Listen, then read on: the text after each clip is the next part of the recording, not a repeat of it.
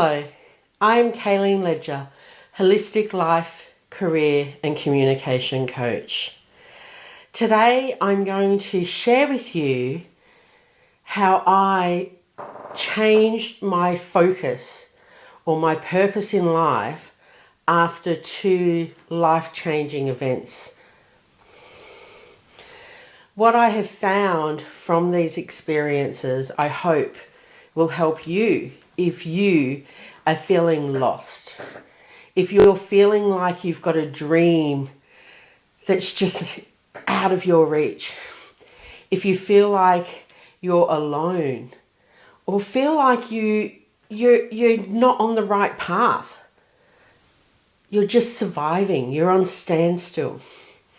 If you've ever experienced any of those feelings, I'm hoping what I share with you today is going to help you and give you hope that you can actually take some steps towards finding your purpose and refocusing yourself in your life. So the first experience that I want to share with you is, as a little girl, I always wanted to be a mum. From the moment my mum came home with my brother John, I had my own baby John doll. And I was a mum at the age of 2.5 and 3. I just naturally wanted to be a mummy. I loved being around children, and I always took my friends and other children around me and took them under my wings, and I just had that nurturing part of me that just saw that my life was going to be filled with beautiful children around me all the time, and I was just going to be a mummy.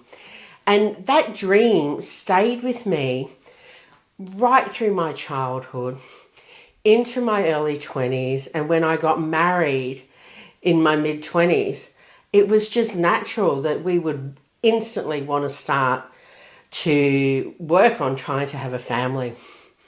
Unfortunately, that wasn't actually going to happen the natural way with my husband at the time, because of the condition that he had meant that I would never actually be able to have his children.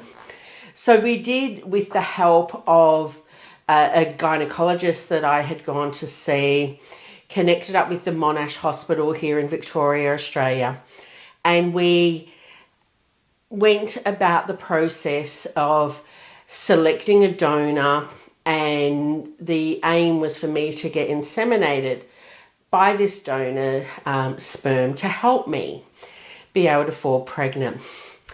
And we rode that roller coaster month after month of trying, being ready, doing all the tests, and it just wasn't happening.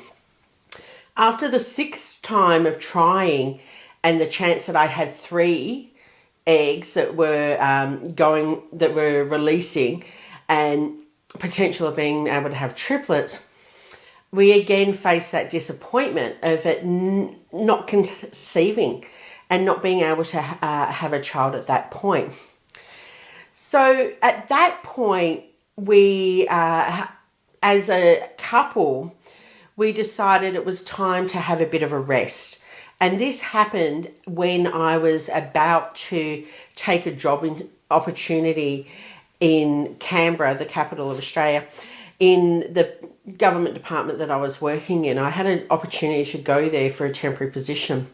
And once we were there for a while, we decided, hey, we want to make this permanent. So my husband ended up moving up there with me.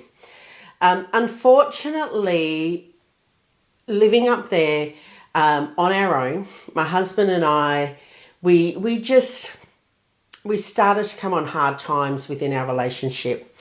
And as a result, in 2006, we decided, after being up there for about 2.5 years, that enough was enough and we were going to call it quits on our marriage.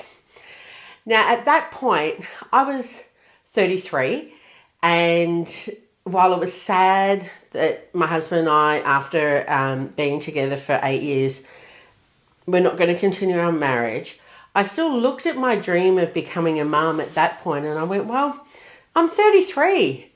It could still happen.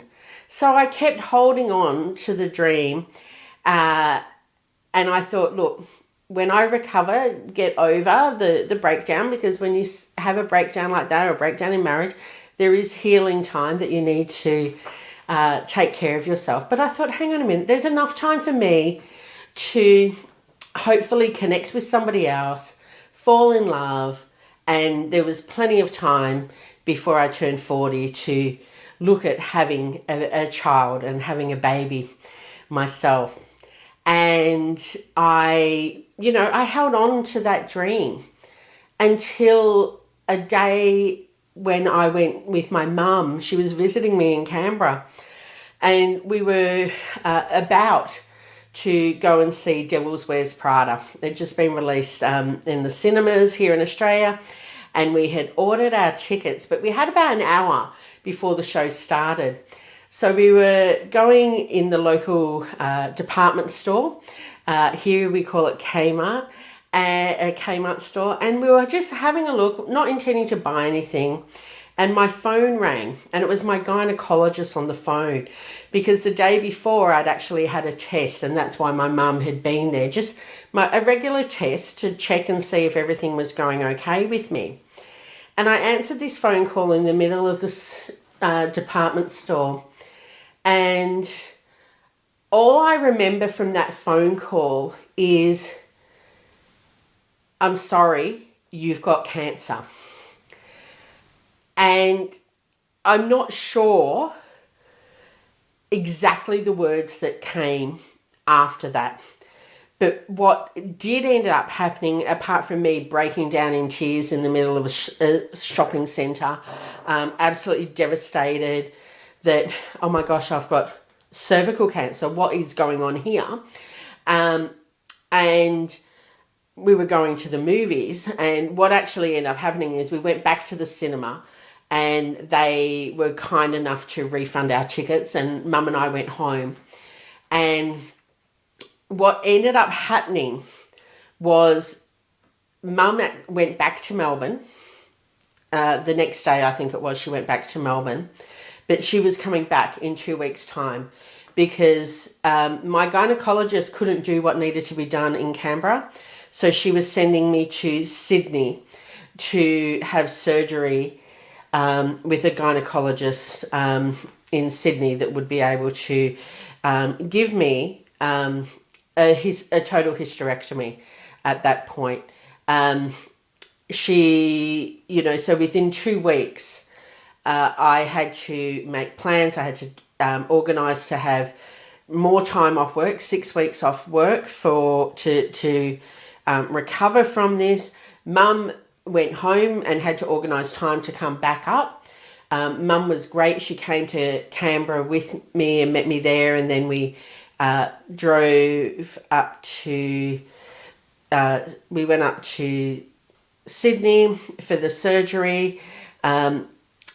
What is actually interesting is the day before, we arrived there early so that we had time to get accustomed to being in Sydney and just to relax ourselves, because as you can imagine, 2 weeks notice in going, you've got cancer, we're not going to do any other thing like this or test or anything like this. You're going in and you're having a hysterectomy, and they're going to take everything. Your ovaries, you can't keep your ovaries, everything's going. And Mum and I went to Bondi Junction the day before the surgery, and we watched Devil's Wear Prada in gold class and treated ourselves. So we actually did end up getting to see that movie. After the surgery, when I came to, I'd had a full hysterectomy, and I was actually okay, because here I am at this point. My dream of having a child was gone. Instantly, I found out that I was having to have this total hysterectomy. And it was I would have thought now looking back that it would have been, I would have been more emotional than I actually was. I had tears when I got the news out of shock, I think. But after that, it was very much, well, they've got to take it out, they've got to do this, they've got to do that. The, the interesting or crazy part of all of this is I actually didn't have cervical cancer. They got it before it had progressed to being cancer, for which I am grateful. I lost a dear friend when I was in my 20s and she was in her 40s to cervical cancer, and they didn't catch hers in time. So I'm grateful that they found it early enough and they were able to remove everything so that I wasn't going to be having to go through all those cancer treatments. So I was really fortunate in that sense. What did eventually happen over the coming weeks that I was recovering at home, I had to start reevaluating my life. And this meant that I started to reflect and look at partly my dream of becoming a mother, and having to realize that that dream was just never going to eventuate. It was never going to be anything at all. And also then looking at, well, what now? What do you do when you have lost your dream completely and you just can't, it's never going to happen. I was never going to be able to get pregnant and have my own baby after that point. And what I ended up doing was finding something to refocus my energy on, something that I was able to redirect everything that I wanted to do, my energy, and follow something else. At this point, I was not in a leadership role in the public service. I was involved in Toastmasters International, which is a education organisation to help people develop communication and leadership skills.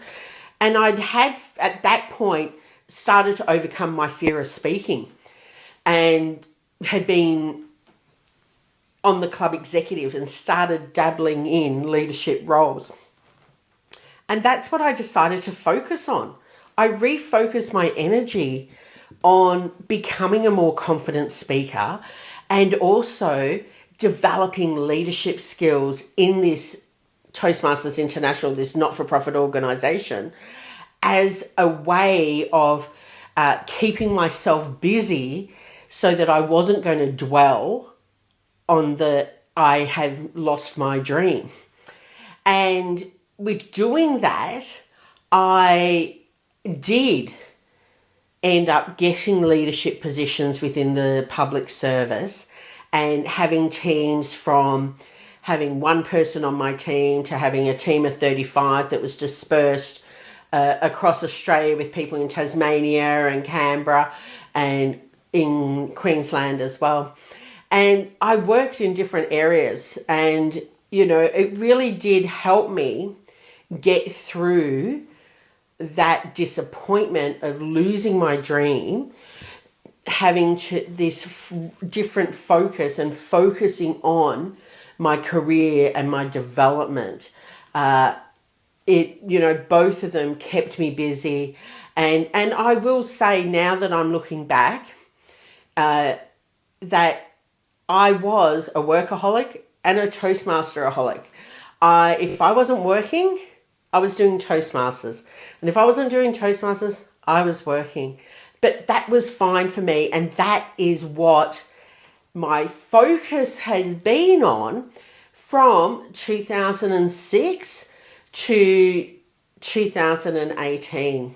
So for 12 years, that's where I shifted my focus. In 2018, I was faced with another life-changing event in my life when my father was diagnosed with liver cancer.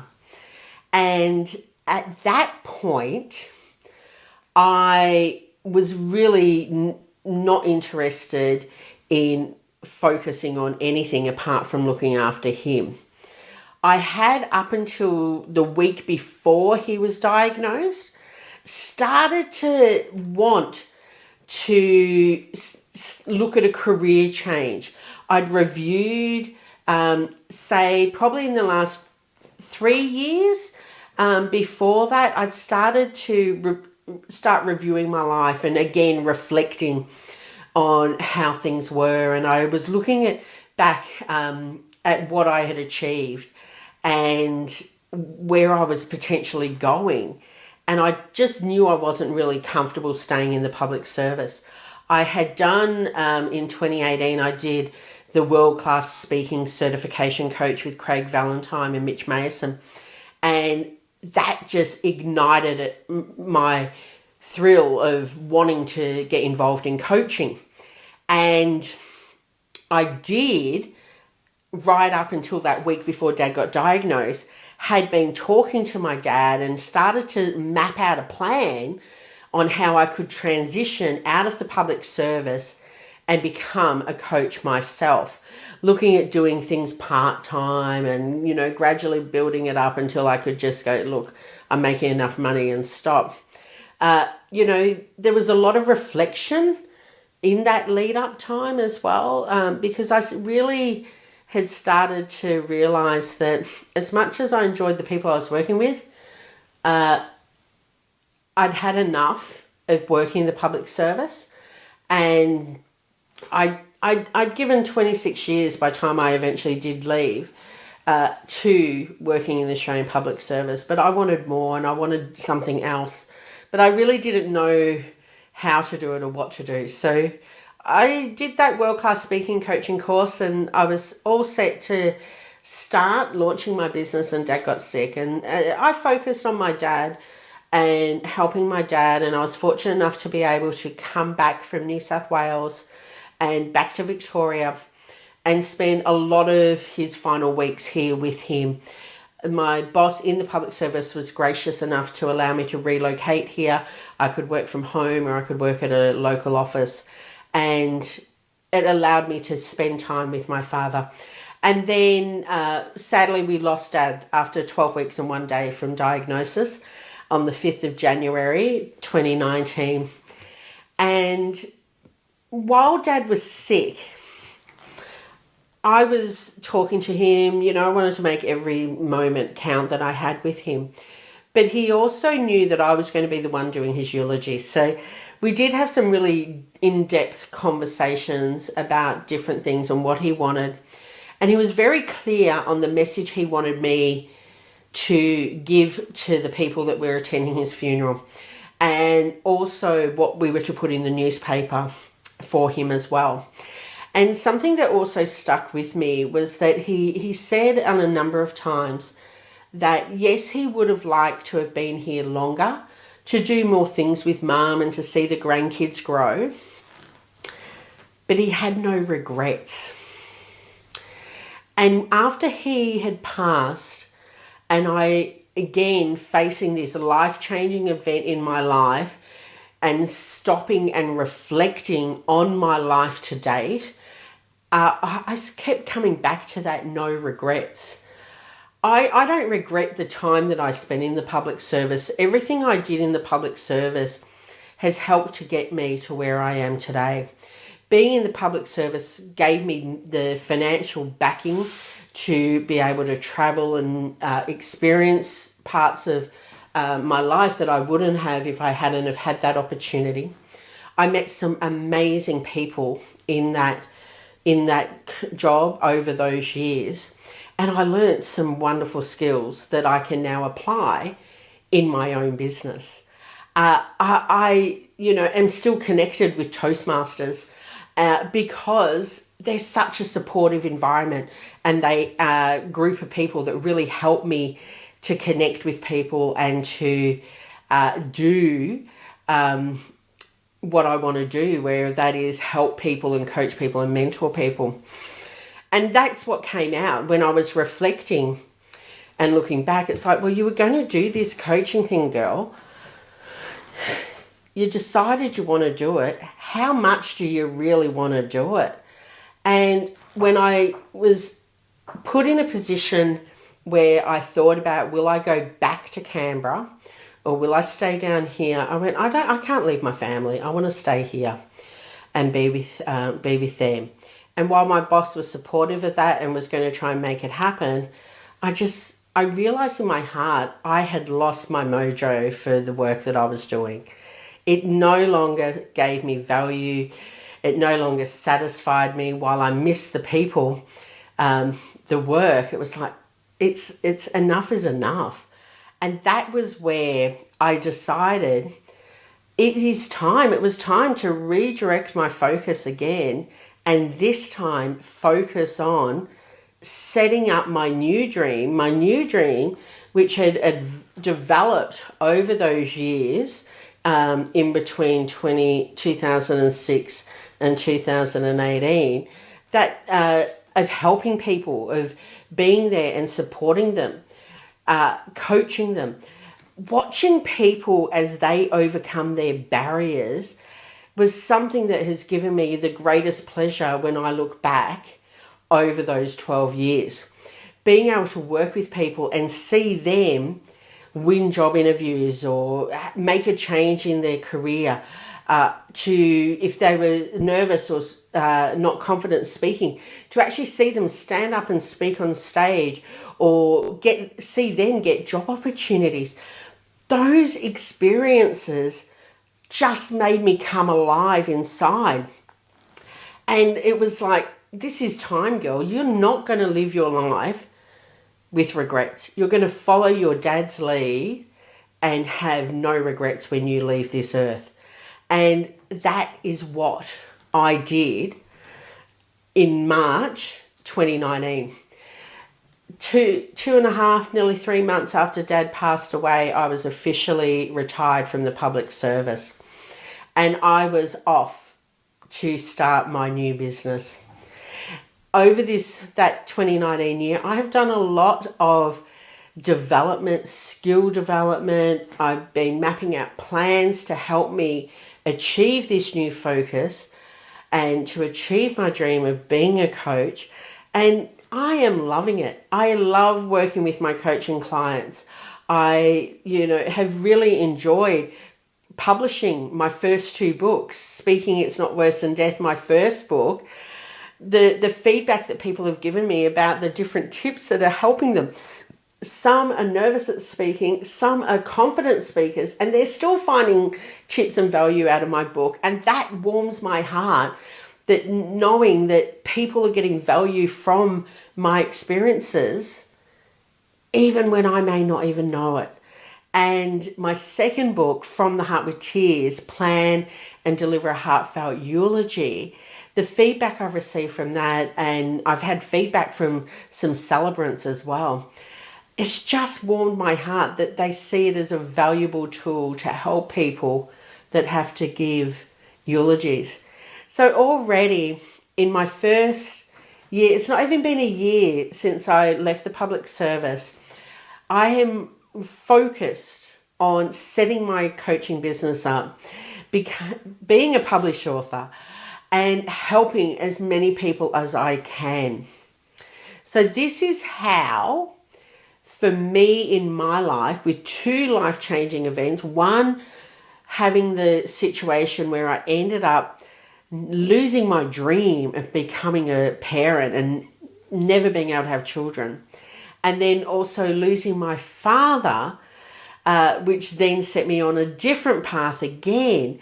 These 2 experiences are showing me how, with reflection, you can redirect your focus and find the path you're meant to be on at that time. And when you do that, at different times check in and review how you're going and see if it's still the right path for you.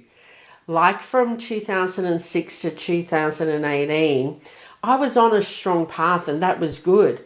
But towards the end of that, the last 2, 3 years, maybe four, I started reviewing and realizing it was changing, and that is okay as well. You don't have to do the one thing for your whole life. You can have different focuses, different passions. The key is for you to take time to connect with your passion, to connect with what is driving you at that time, what gives you the most energy and what you enjoy. This is your life. Live your life. Take time to reflect. Are you living the life that you want to live? Are you focused on what you want to do most in your life at this point? And when you are focused and you're driving yourself towards that purpose that you're so passionate about right now, take time to review and check in, and if needed, reflect and redirect your focus at that point. I hope you found some value in this bit of opening up and sharing my story with you today.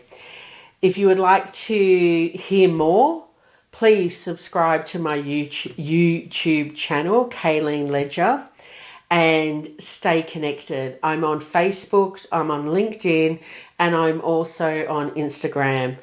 Please share this message with others that you think it will help. All the best. Good luck as you find your purpose.